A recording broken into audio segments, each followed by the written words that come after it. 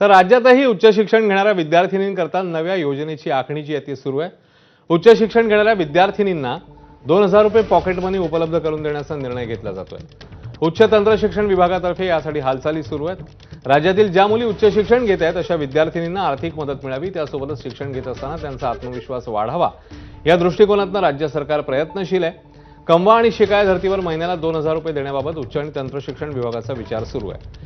यामुळे उच्च शिक्षणाचं प्रमाण वाढेल अशी सरकारला आशा आहे। या निर्णयाचा राज्यातल्या 12 लाख विद्यार्थिनींना फायदा होणार आहे असा दावा सरकारने केला आहे। पॉकेट मनी म्हणजे काय, तर त्यांना त्यांची फी 100% सरकार भरतं, त्यांना निर्वाह भत्ता मिळतो, त्या व्यतिरिक्तही खूप खर्च वर्षभरात असतात।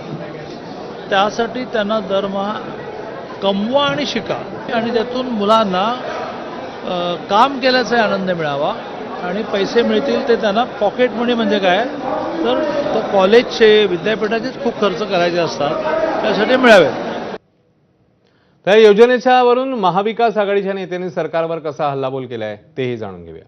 92 लाख भगिनी आमच्या लाडक्या बहिणी कमी झालेल्या आहेत। आता हे निवडणुकीपुरतं किंवा आता जो उद्रेक या ठिकाणी आहे त्या उद्रेकाला कुठंतरी उतारा द्यायचा म्हणून काही योजना आणल्या, तरी लोकांचा बेसिक मुद्दा काय की आम्ही जे कष्टानं अभ्यास करतो, आम्ही जे कष्टानं परीक्षा देतो, ती परीक्षा पारदर्शक व्हायला पाहिजे। आणि मुळात हे विषय जोपर्यंत सुटत नाहीत तोपर्यंत दुसरं काहीतरी करण्याला अर्थ आहे असं मला वाटत नाही। 2000 पॉकेट मनी पेक्षा तुम्ही 25,000ची नोकरी द्या की।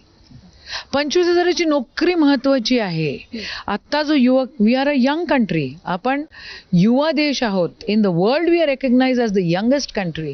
तर यंगेस्ट कंट्रीला एम्प्लॉयमेंट केवढ्या घोषणा केल्या, मग त्या घोषणेची अंमलबजावणी कशी करायला पाहिजे ना, का नाही करत आहे?